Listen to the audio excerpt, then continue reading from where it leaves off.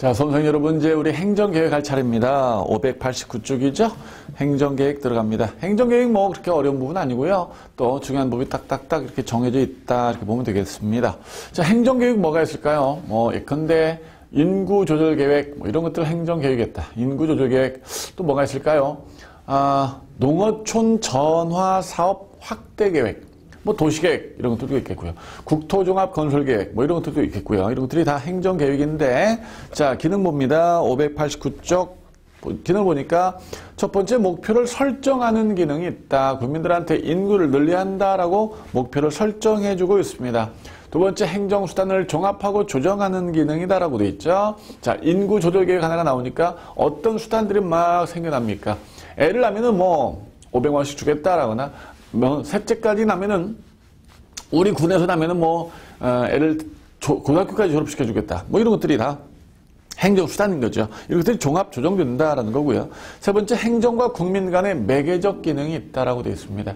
행정과 국민의 매개적 기능, 이런 것들이 행정계획의 기능이군요. 자, 그렇고요. 행정계획의 법적 성질입니다. 행정계획 너는 누구냐라는 거죠. 법적 성질, 너의 정체를 밝혀라라고 되어 있는데, 자, 첫 번째 입법행위설도 있고요. 넘겨보면은 행정행위설도 있고요. 독자성설도 있습니다. 근데 종래는 여러분들 행정행위설이었어요. 그럼 지금은요? 지금은 뭐냐면은 복수성설입니다. 행정계획이 어떤 특정 학설의 어느 뭐 입법행위 혹은 뭐 행정행위, 그에 전적으로 속한다 이렇게 말하기가 어렵다는 겁니다. 어떤 행정계획은 입법행위적 성질도 있고 어떤 행정계획은 행정행위적 성질도 있지 않냐, 여러 가지 성질을 다 가지고 있다는 복수성설이 현재 통설이에요. 그러면 복수성설이라면은 행정계획 중에는 뭐가 있겠어요? 행정행위인 것도 있겠죠. 행정행위인 것들 우리 판례에 590쪽 보면은 처분성을 긍정한 판례들이 쭉 나와 있습니다. 그중 여러분들이 정말 잊어서는 안 될 게 있습니다. 행정계획 중 도시계획 결정이라는 게 있어요. 도시계획 결정, 내는 뭐 도시관리계획 결정 이렇게 불러요. 도시계획 결정, 도시관리계획 결정. 이건 처분성을 인정받았다라는 거 잊으면 안 됩니다. 이거 처분성 인정받았다. 지금 읽으세요. 도시계획 결정, 도시관리계획 결정, 처분성을 인정받은 행정계획이다. 꼭 기억을 해두시기 바랍니다. 여러분들은 이렇게 현혹시킬 거예요. 이렇게. 도시기본계획이라고요.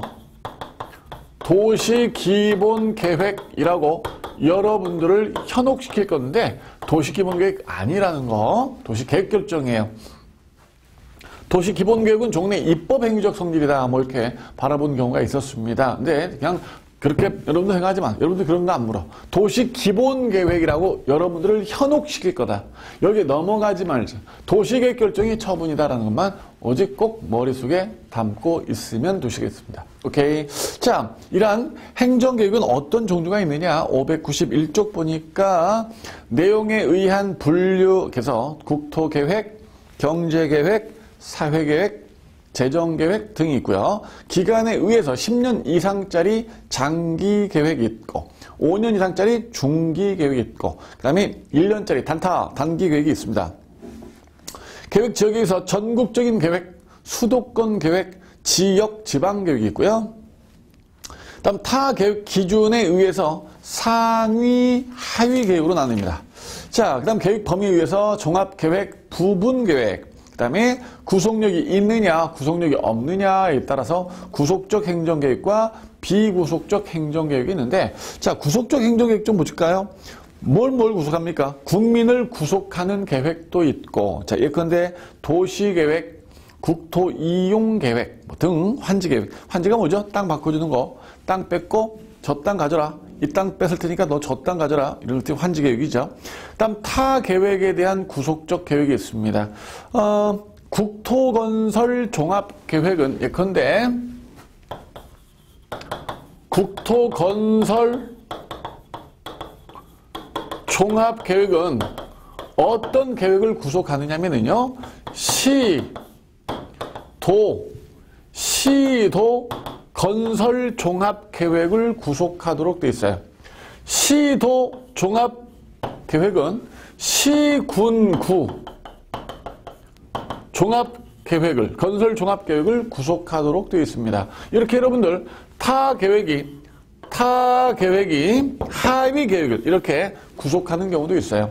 상위 계획이 하위 계획을 구속하는 경우도 있습니다. 그 다음에 행정기관을 구속하는 경우도 있다 해가지고요. 예산 운용 계획 이런 것들이 바로 이에 해당이 되겠습니다. 그 다음에 이제 비구속적 행정계획으로서 구속력이 없는 거죠. 인구계획, 뭐, 무조건 애를 셋째 나라, 이럴 수는 없잖아요. 비구속이죠. 유도할 뿐이지. 농어촌 전화 확대 사업 계획, 농어촌의 전화 사업 확대. 이제 지금은 뭐 다 옛날이 되고 말았네요. 옛날에는 농어촌의 전화를 확대해야겠는데, 농어촌 분들이, 전화의 유용성을 잘 몰랐다라고 하시네요. 그래서 동네, 마을 회관마다 이렇게, 전화를 한 대씩 놔줬습니다. 대표적으로. 그래서, 동네 마을 회관에 이제 그 마이크가 있잖아요. 그래서 그 동네에 전화를 거는 거예요. 114에 물어봐가지고, 자, 내가 학동마을이라는 곳에 그 전화를 하고 싶은데 몇 번이에요? 라면은 학동마을 연결시켜드릴까요? 그래서 연결시켜준단 말이에요. 그러면 학동마을, 마을 그 회관에 상주하는 그런 주민 한 분 계십니다. 그분이 전화를 받으세요. 제가 학동마을 누구누구한테 전화를 하고 싶은데 어떻게 해야 됩니까? 그러면은 그 주민이 10분 있다 전화하세요. 라고 끊는단 말이야. 그럼 이제 주민께서 전화를 방송해 줍니다. 누구 없니? 그 전화 왔어요. 얼른 와서 기다리세요. 라고 이제 방송을 하면은 불이 나게 이제 달려가서 그 마을 회관에 기다리고 있으면 전화가 오는 거예요. 그래서 이제 전화 통화를 했죠. 전화가 이렇게 좋은 거구나. 그래서 전화사업 확대 사업 계획을 했던 거죠. 그쯤 이제 그 자녀들이 좋았죠. 저 오늘 늦게 들어가요? 라거나 못 들어가요? 라는 것을 이제 엄마한테 이제 알리고 못 들어가야 되잖아요. 옛날에는 그게 없으니까 얼마나 깝깝했겠습니까? 핸드폰도 없고 그러니까 전화를 했죠. 그래서 저 못 들어가는데 10분에 전화 다시 못 하니까 좀 전해 주실래요? 라고 집에 가서 좀 전해 주실래요? 했는데 알았어 하고 끊고 마이크로 방송을 해버렸죠. 누가 없니? 오늘 딸내미 못 들어온대야. 뭐 이렇게 방송을 해버렸습니다. 그래서 그 동네 사람들이 그 딸내미 그날 외박한 거 다 알고 그랬죠.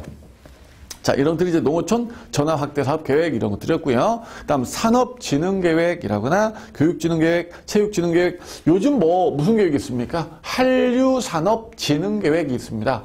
한류 산업이 이렇게 한류가 이렇게 뭐 유럽까지도 이렇게 전파가 되다 보니까 국가 브랜드가 많이 상승이 됐다고 합니다. 이거 뭐 동남아 지역은 말할 것도 없고요. 그래서 국가 브랜드 상승에 뭐 기여를 한다 해서 한류 산업을 계속 진흥시켜 나가는 모양입니다. SM인가요? 이수만 씨 돈을 좀 많이 벌고 있는 것 같아요. 자, 이런 것들이 구속력이 없는 그런 행정계획인데 우리가 하고 있는 지금 이런 것들은 사실 시험하고는 큰 상관이 없는 것들입니다. 뭐 빼놓고는 이런 것들 빼놓고는 시험하고는 상관이 없는 것들이에요. 이런 것들 빼놓고는 오케이.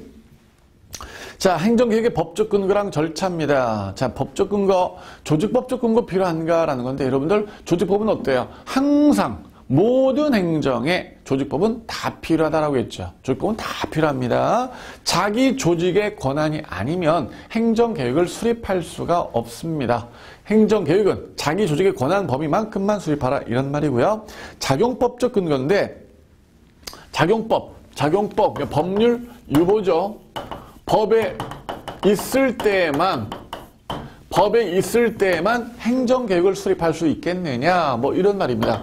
구속적 행정계획은 하여간 구속을 하기 때문에 뭐 국가기관을 구속하건 국민을 구속하건 타 계획을 구속하건 구속적이기 때문에 이 계획은 작용법적 근거가 필요합니다. 반면 비구속적 행정계획은 작용법적 근거가 필요 없습니다. 조직법만 가지고도 충분히 만들 수가 있겠습니다. 자, 그다음 이제 수립 절차에 대해서 법적 근거가 없다는 말이 상당히 중요한 말입니다. 수립 절차에 절차에 법적 근거가 없다. 법적 근거가 현재 없다. 즉 이것도 잘못 오인할라요. 실정법적 규정이 없다. 정확하게 실정법적 규정이 현재 없습니다. 그래서 이게 무슨 뜻입니까? 행정절차법에 현재 행정계획에 대해서 규정이 있다는 겁니까? 없다는 겁니까? 행정계획에 대한 규정이 없다는 겁니다. 근데 이게 출제가 아주 많이 되고 있어요. 꼭 기억을 해두시기 바랍니다. 수립 절차, 행정계획은 이런 절차를 통해서 수립되어야 한다라고 쭉 절차를 적어놓지 않았다는 겁니다. 행정절차법이 아닙니다. 그래서 출제가 좀 많이 되고 있어요. 학자들한테 비판을 받고 있는데 이유가 뭐냐? 좀 이따 우리가 살펴보도록 합니다. 왜 그런가? 자, 그러나 보통 절차는 일반법은 없지만 이런 절차들아 해가지고요. 그 입안하고 안을 제출하고 그 다음에 의견을 조정하고 그 다음에 결정하고 공고의 과정 이런 과정을 통해서 이루어지고 있더라라고 되어 있습니다. 자, 행정계획의 효력입니다. 효력 발생 요건 뭐 당연히 고시 공포를 해야 되겠습니다. 고시 공포를 합니다. 만약 입법 행위적 성질을 갖고 있다면은 뭐 20일, 30일 지나면 되겠고요. 행정 행위적 성질을 갖고 있다면은 고시 공고가 있은 날로부터 14일이 되면은 효력을 발하도록 되어 있습니다. 그 다음에 이제 593쪽에 제일 아래에 뭐라고 되어 있어요? 중복된 도시계획 결정의 효력 이렇게 되어 있는데 양립될 수 없는 이중 행정계획이 수립됐다. 그럼 어떻게 돼요? 선행계획은 후행계획에 의해서 적법하게 바뀌었다, 처리됐다, 취소됐다 이렇게 우리가 간주한다라고 앞에 단원에서 살펴보고 왔습니다. 자, 그런 것들이 나와 있고요. 그 다음에 이제 구속효와 집중효가 나와 있습니다. 효력 발생 요건을 갖추게 되면 이제 구속효와 집중효가 발생한다는 얘기인데 만약 행정기관을 구속하는 행정계획이라면은 행정기관을 구속할 것이고요. 국민을 구속하는 행정계획이라면은 국민에 대한 구속효일 것이고요. 타 계획을 구속하는 행정계획이라면은 이제 타 계획에 대한 구속효가 있겠죠. 자, 이런 것들은 뭐 중요하지 않고요. 중요한 게 하나 있는데 바로 뭐냐 하면은 집중효라는 게 있습니다. 집중효라는 게 있습니다. 여러분들, 우리가 허가에서 이런 걸 한번 살펴본 적이 있어요. 하나 허가를 받았다고 타 법상의 금지까지 해제되는 일은 없다. 경찰관이 여관 허가를 받았다. 그렇다고 해서 여관을 운영할 수는 없다. 경찰관의 여관 허가는 숙박업법상에서의 허가일 뿐이지 경찰관이 국가공무원으로서 국가공무원법상의 영리금지까지 해제된 건 아니다. 뭐 이렇게 말씀드렸죠. 그래서 하나의 허가가 타 법상, 연관된 법상의 해제까지 이루어지지 못하는 한계가 있다. 이랬었어요. 그걸 뭐 다른 말로 이제 집중효가 없다. 이렇게 말을 하는데 허가는 그런데 행정계획은 집중효가 있어요. 자, 행정계획 하나가 수립됐죠. 그 계획이 진행되기 위해서 필요로 하는 각종 인가, 승인, 면허 이런 것들이 있겠죠. 이걸 다 받은 걸로 간주를 해버립니다. 다시 집중효가 뭐라고요? 집중효가 하나의 행정계획이 확정이 되면은 그 계획을 진행하기 위해서 필요로 하는 각종 인가나 면허나 승인이나 이런 것들을 다 받은 걸로 간주를 해버려요. 이를 집중을 한다. 다른 말로 인허가 의제제도라고도 불러요. 인허가를 받은 걸로 의제한다라는 뜻이에요. 인허가를 받은 걸로 의제한다. 혹은 대체효라고도 해요. 대체효라고도 합니다. 하나의 행정계획이 수립되어 확정되면은 그걸 진행하기 위해서 필요한 각종 인허가를 받은 걸로 간주한다. 이런 말이죠. 집중효, 대체효 다 똑같은 말인데 그러기 위해서는 근거법이 있어야 되느냐? 당근 근거법이 있어야 됩니다. 법적 근거가 있으면 되고요. 그 다음에 관계기관과 협의를 해야 되느냐? 당근이죠. 관계기관과 협의를 해야 됩니다.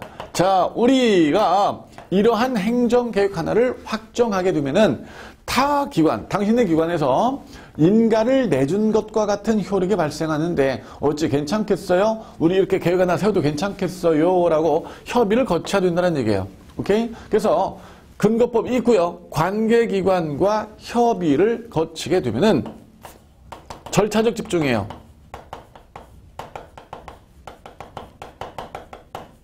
절차적 집중. 각종 인허가, 면허, 승인 등을 받은 절차, 받은 걸로 절차를 인정해 줍니다. 각종 인허가 등의 절차를 받은 걸로 간주해 줍니다. 이를 절차적 집중이다라고 불러요. 여러분들 집중이 중요합니다. 중요합니다. 꼭 기억을 해 두시기 바랍니다. 오케이 말입니까? 자, 넘겨보면 아유 선생님이 손 툭 치면서 책이 어디로 넘어갔느냐. 자, 집중효가 나왔고요. 그 다음에 인허가 의제의 경우 뭐 소송 대상까지 나왔는데 이건 문제를 우리가 한번 풀어봤었던 것 같은데 우리가 앞에서 한번 문제를 풀어봤습니다. 허가 부분에서 풀어봤던 것 같고요. 조금 이따 한번 그 문제를 좀 볼게요. 598쪽 보면은 행정계획에서 계획재량이라는 말이 나옵니다. 자, 보시죠, 여러분들. 일단 일반적인 행정법규와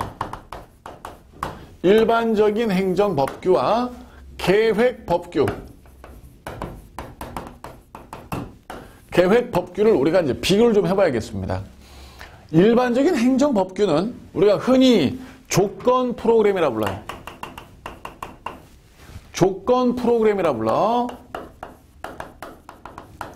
법이 어떤 형식으로 되어 있냐면요. 조건과 결과의 스타일로 되어 있어요. 조건과 결과의 스타일로 되어 있어요. 그러니까 뭐뭐 하면 뭐뭐 한다라는 스타일이에요. 예, 근데 미성년자를 출입시키고 주류를 판매하면 뭐뭐 하면 6개월 이내 영업정지나 허가 취소를 때리겠다는 식이에요. 생활이 곤란한 자에 해당되면 월 100만 원 이내의 현금이나 이에 준하는 물품을 지급할 수 있다. 그러면 지급하겠다는 거죠. 그래서 이걸 뭐라고 하냐면은 이러면 이렇게 하겠다라는 식의 법을 만들어놔요. 가언명령이라 불러요. 가언명령. 가정법이죠. 가정법. 뭐뭐 하면 뭐뭐 하겠다. 이러면 저러겠다. 뭐뭐 하면 뭐. 가정법이란 말이에요. 가정법. 근데 계획법규는 그렇지 않습니다. 뭐뭐 하면 뭐뭐 하겠다가 아니라 뭐뭐 하기 위해서 하겠다라는 스타일이에요. 그러니까 이쪽에 뭐뭐 하면이라는 조건과 결과라면 뭐뭐 하기 위해서라는 목적과 수단이 나와요. 예컨대 도시 미관을 위해서 3층 이하 건축은 허가를 내주지 않겠다 이런 스타일이에요. 오케이? 뭐 예컨대 뭐 인구 조절을 위해서 셋째를 하면 500원씩 지급하겠다 이런 스타일이에요. 그래서 하기 위해서기 때문에 뭐뭐 하면이라는 가정법이 아니라 하기 위해서기 때문에 이건 정언명령이에요. 목표를 정해놨다라는 뜻입니다. 그래서 정언명령 이렇게 부르죠. 정언명령. 자, 일반적인 행정법규는요. 요건과 효과가 법에 규정이 되어 있어요. 법에 규정이 되어 있고 규정된 범위 안에서 요건과 효과의 재량을 행사할 수가 있습니다. 법이 정해놓은 범위 안에서 요건과 효과 쪽의 재량을 행사할 수 있어요. 생활이 곤란한 자에 대해서 월 100만 원 이내의 현금이나 주한 물품을 지급할 수 있다. 따라서 요건이 법에 정해져 있잖아요. 생활이 곤란한 자라고요. 그래서 행정청은 이 사람이 생활이 곤란한 자냐 아니냐를 법이 규정한 범위에서 재량을 행사할 수 있는 거죠. 효과, 재량을 주어졌죠. 월 100만 원 이내의 현금이나 주다는 물품을 지급할 수 있다. 자, 따라서 월 100만 원 이내의 현금이나 주다는 물품이라는 법 규정 범위 내에서 재량을 행사하기 때문에 재량 통제를 할 수 있느냐? 재량 통제를 할 수가 있어요. 일탈이다라거나 혹은 남용이다라거나 재량 통제를 할 수가 있는 것이죠. 지나치다, 넘어섰다, 지나치다 이런 식으로 통제할 수 있습니다. 반면 이쪽은 요건과 효과가 법에 규정이 되어 있느냐? 규정되어 있지 않습니다. 공백 규정이에요. 없어요. 공백 규정이에요. 그럼 어떻게 행정청은 요건과 효과가 없는데 법에 없어서 이걸 만들어가는 거죠. 만들어가는 재량이니까 뭐라 불러요? 형성재량이다 라고 불러요. 만들어간단 말이야. 형성재량. 그럼 만들어가는 거기 때문에 재량 범위가 어떻다는 거야? 재량 범위가 무지무지 넓다라는 거죠. 재량 범위가 무지 넓다. 아주 넓다라는 겁니다. 재량 범위가. 즉 재량 범위가 아주 넓기 때문에 재량 통제를 실체적 재량 통제를 할 수 있다 없다? 실체적인 재량 통제를 할 수 없다라는 겁니다. 재량 통제를 할 수 없다는 거죠. 뭐 법이 있어야 뭐가 맞았느니 뭐가 틀렸느니 이런 말을 할 거 아닙니까? 법이 없기 때문에 맞았다 틀렸다 이런 말도 할 수가 없다는 얘기죠.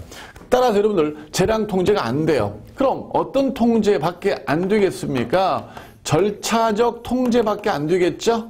그래서 절차적 통제가 그나마라도 바람직한데 문제는 우리 행정절차법에는 규정이 있다는 거 없다는 것? 없다는 거죠. 그래서 아까 우리 뭐라고 했어요? 우리나라 행정절차법에 수립 절차가 없다 그랬었죠? 그래서 학자들이 비판을 많이 가한다라고 했죠? 출제가 많이 된다라고 했어요. 그래서 이런 이유 때문에 출제가 되는 거예요.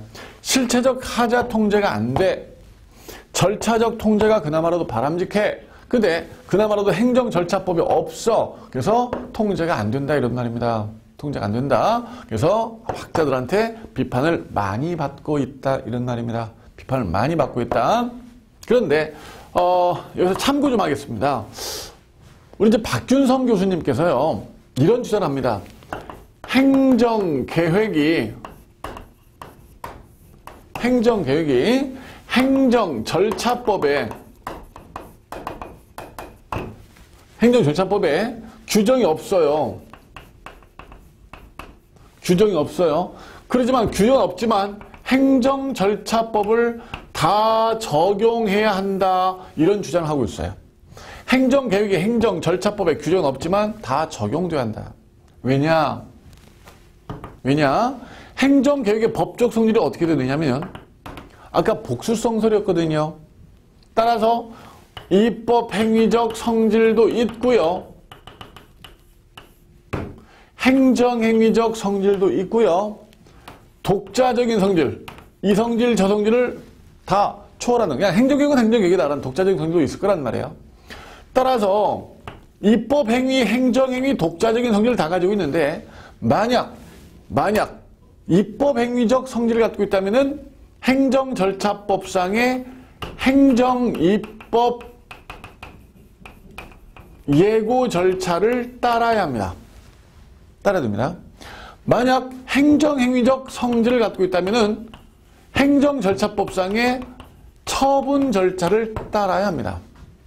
그냥 독자적인 성질이라면은 행정절차법상의 행정예고 절차를 따라야 하는 겁니다.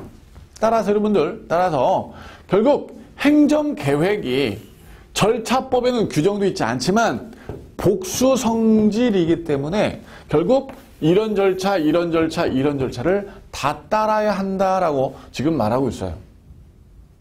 다 따라야 된다. 그러니까 결국은 행정계획은 행정절차법을 따라야 되는 거예요. 이렇게 주장한 학자가 있습니다. 바로 우리 박균성 교수님. 그러나 여러분들 다수 학자들은 왜 없는 거야? 절차법에 문제가 있는 거잖아 라고 계속 비판을 가하고 있습니다. 어떻게 말입니까? 자, 여러분들 그러나 우리는 이렇게 하나 알고 있어야겠습니다. 뭘 알고 있어야 되느냐? 행정계획 중 여러분들 판례에 의하면 처분성이 인정된 것이 있죠. 처분성 인정된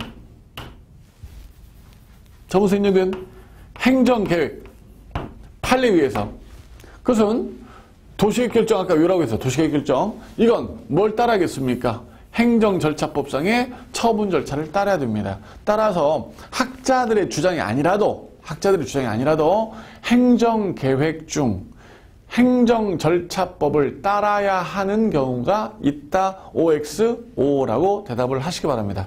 자, 하여간 실체적 통제도 안 되고 절차적 통제도 절차법이 없으니까 안 되고 그럼 전혀 통제가 안 되느냐? 아니죠. 하나가 있습니다. 바로 뭐냐면은 형량명령 원리라는 게 있습니다. 형량명령 원리라는 게 있어요. 중요한데요. 형량명령 원리가 뭐냐? 형량명령 원리가 뭐냐? 여러분들 행정계획을 하나 수립하기 위해서는 말이에요.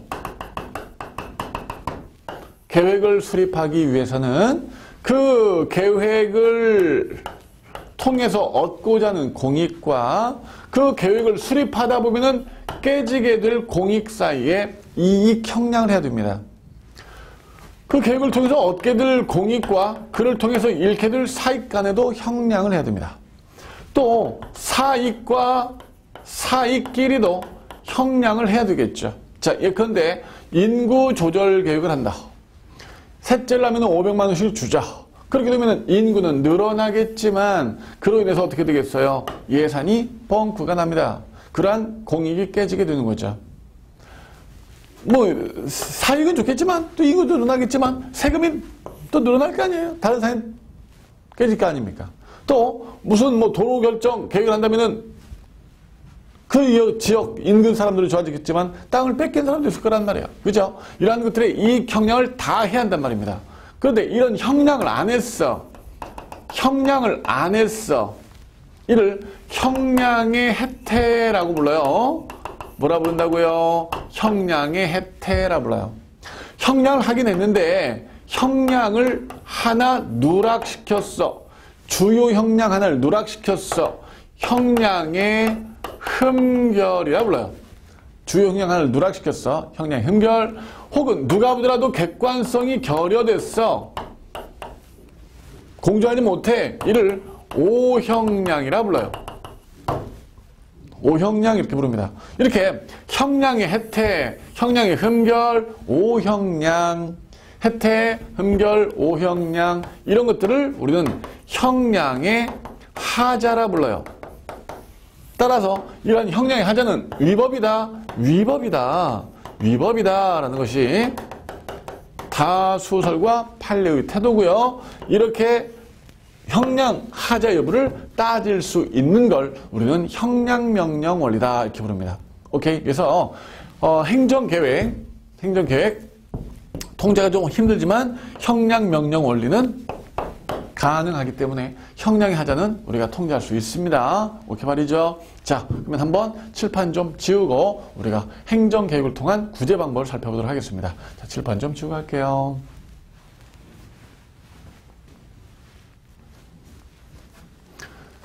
자, 지금 우리 행정계획 통제 이제 들어가야겠죠? 통제. 페이지 599쪽, 행정적 통제니, 입법적 통제니, 사법적, 국민적 절차적 통제지. 그게 어려움 없습니다. 그냥 통과하시고요. 구제를 살펴보도록 하겠습니다. 행정계획 때문에 우리가 권익을 침해당했다. 그러면 이제 어떻게 구제를 받을 수 있겠느냐. 이게 바로 구제 문제인데요. 일단 항상 구제는 항고쟁송부터 우리가 생각을 해보는 거죠.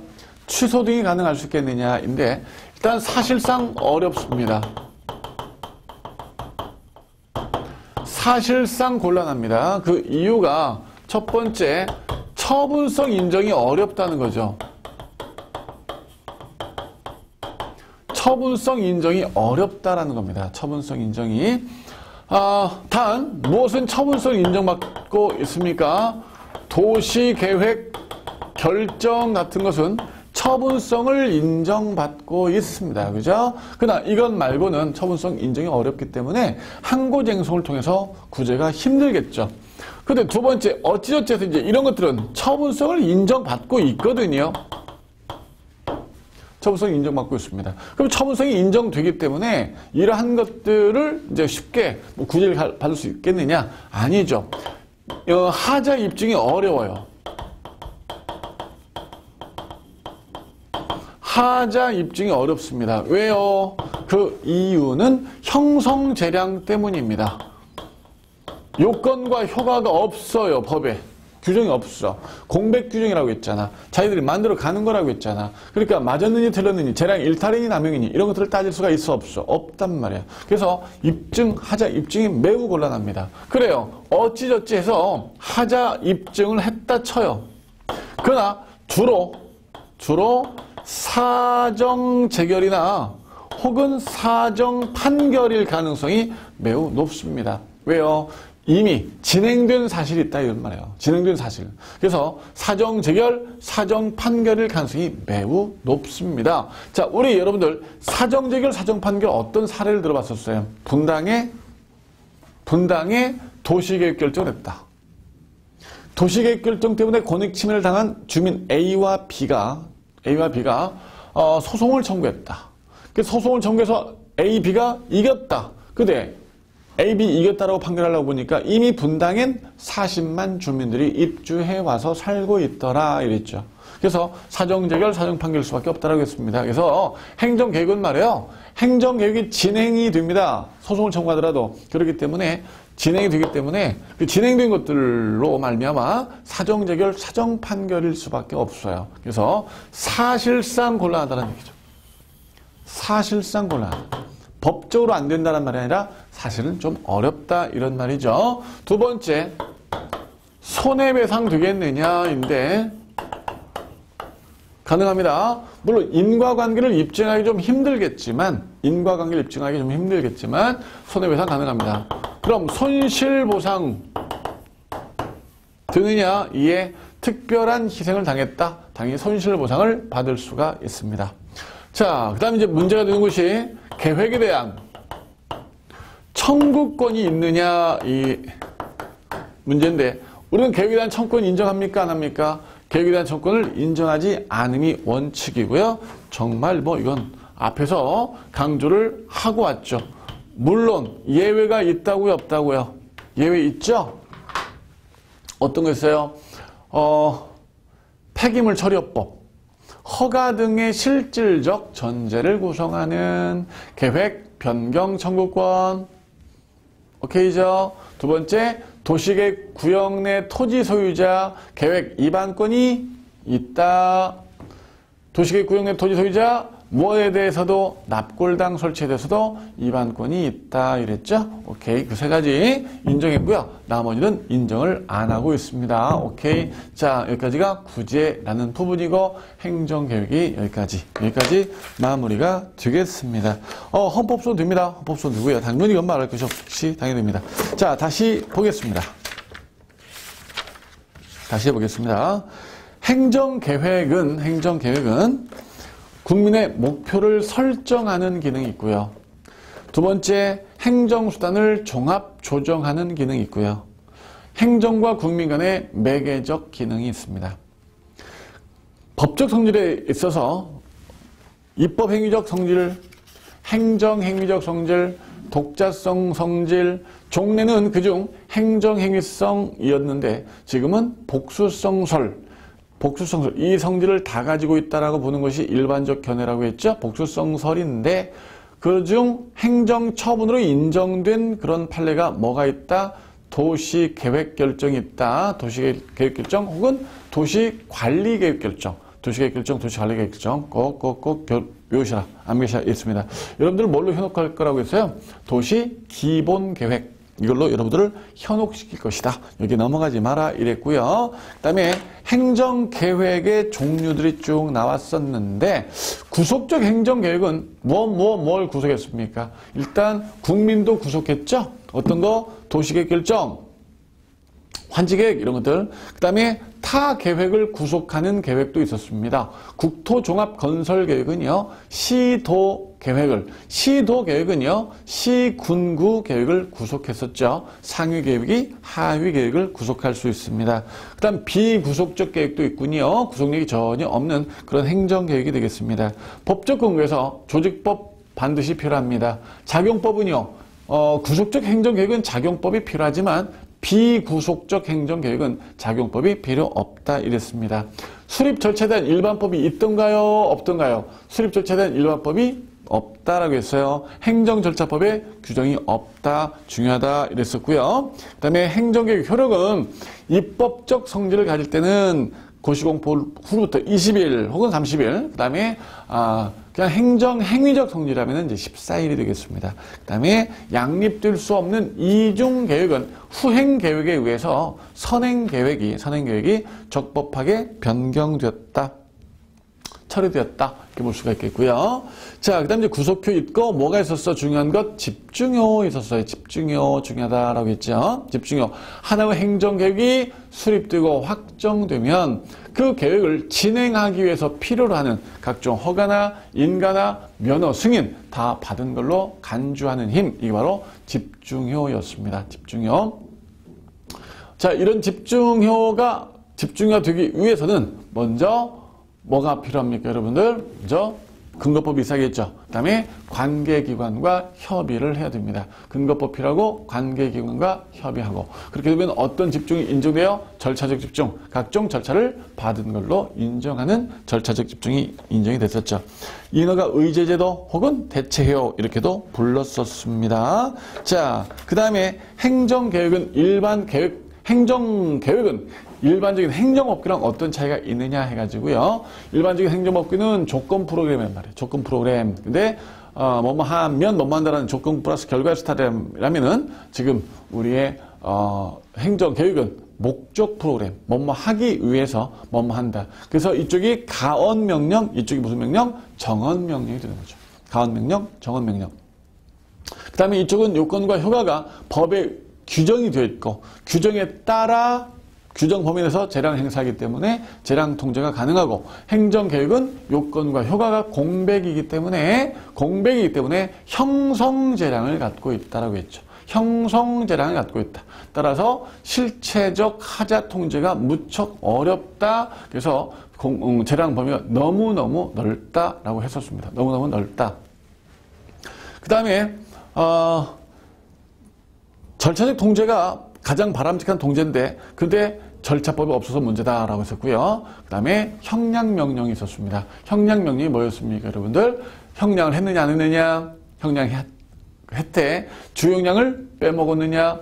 누락, 흠결이었고요. 그 다음에 객관성이 결여됐느냐? 오형량이었죠. 이러한 형량명령의 하자를 우리는 심사할 수 있는데 위법이라 하는데 이런 것들을 우리는 형량명령원이다 이렇게 부른다라고 했었고요.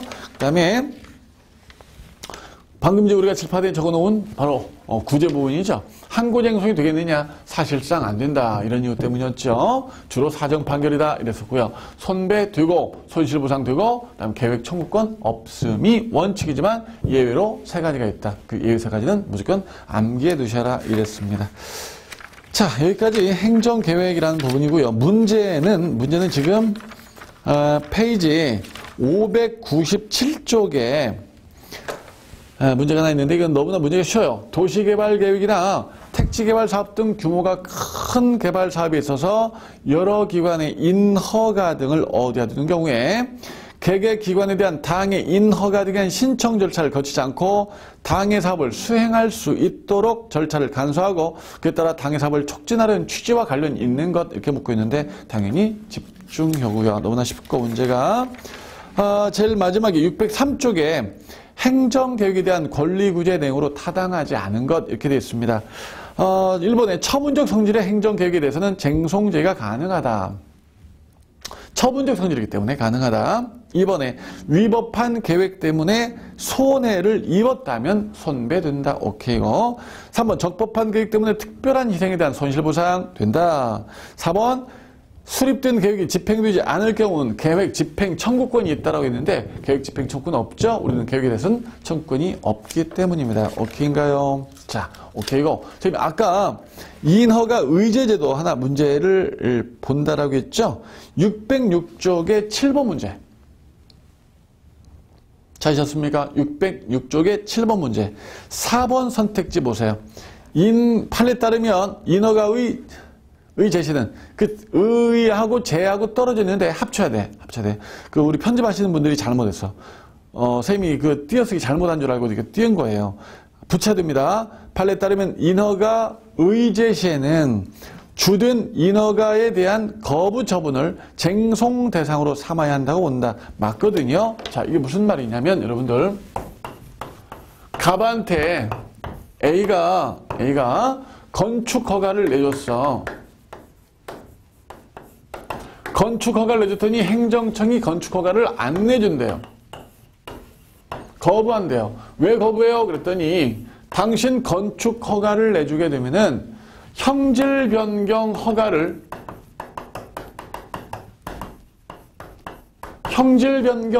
내주는 셈이 되고 그 다음에 농지 전용 허가를 내주는 셈이 되는데 형질 변경이나 농지 전용을 내줄 수가 없다는 거예요.